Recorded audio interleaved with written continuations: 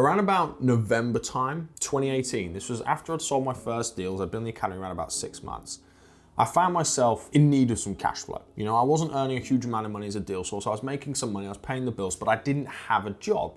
And I could see some things coming up and I wanted to go away that Christmas. And I thought to myself, how can I get a bit of cash flow in?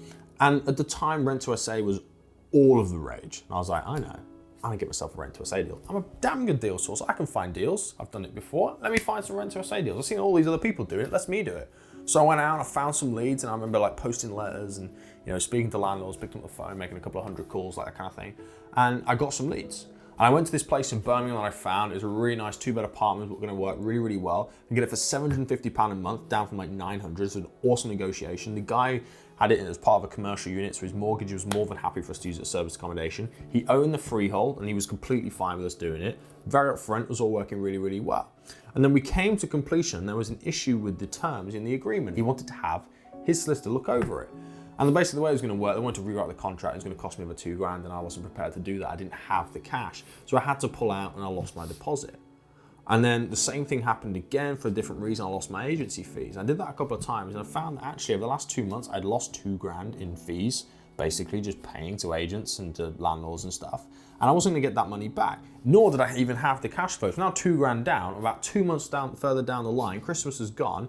I'm going away in the next couple of days and I've got no money basically because I haven't been deal sourcing because I've been looking for Rent to SAs. I found myself in a bit of a pickle. And while I was away, I kind of sat and thought to myself, look, I've got to make some money. I've got some bills coming up that I've got to pay for. And while I was away, I was on a skiing holiday. For between 9 a.m. and midday, I'd be on the phones, on Rightmove, trying to find some deals. But this time, I was finding them to sell on. And I was still looking for Rent to SA because I knew people wanted them. And I knew that I could get the deals. It was just, this time, it wasn't me that had to pass all the referencing and all that other sort of stuff. So I thought, okay, let's do that. And while I was away, I had my dad go and view them. I'd do all the numbers, I'd agree all the deals, and I wrote my emails. And while I was away that week, I made $10,000 selling deals to clients back in the UK. I was on holiday, doing 3 hours a day making money as a deal sourcer. The point I wanted to pull out of that story is the fact that I spent 2 months not looking for deals to sell on, looking for deals to take on myself, and made no money. In fact, I lost $2,000. The minute I went back to deal sourcing, within 5 days, I'd made $10,000. I wasn't even in the country. I wasn't working full time. Focus. Do not get caught up in the shiny penny syndrome, chasing the next big thing. Pick your strategy, pick the deals that you want to sell, and pick the way you want to run your business. Then stick with it until it works. Follow one course until successful. It doesn't mean you don't make changes, doesn't mean you don't make yourself better, doesn't mean you don't improve, but stay focused on that one course of action. Don't start switching around what strategy you want to do from week to week. It will confuse your investors as well. It just doesn't work. Just focus on one thing, get it right, and then you can add other things on the side and you can do more and more and more deals. But even now, like 90% of the deals I sell are either buy, refurb, refinance or HMOs, or maybe a mix of both.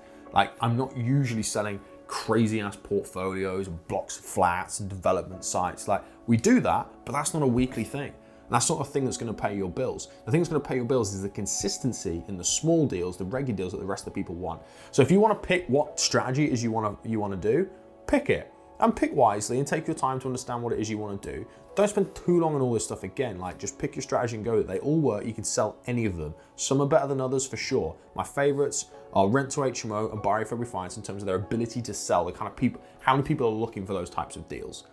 But you could sell any deal. You know, I sold single lets this week. I've sold HMOs this week. I sold Buy Refurb Refinance last week. I sold Rent to SAs 2 weeks ago. You can sell any deal at any time and people still want to buy them. Just pick the one that you want to do it well, and until you're making money consistently on that strategy, don't look to overreach yourself, don't spread yourself too thin. So the question I have for you is, what strategy are you going to choose to source and sell on to your investors?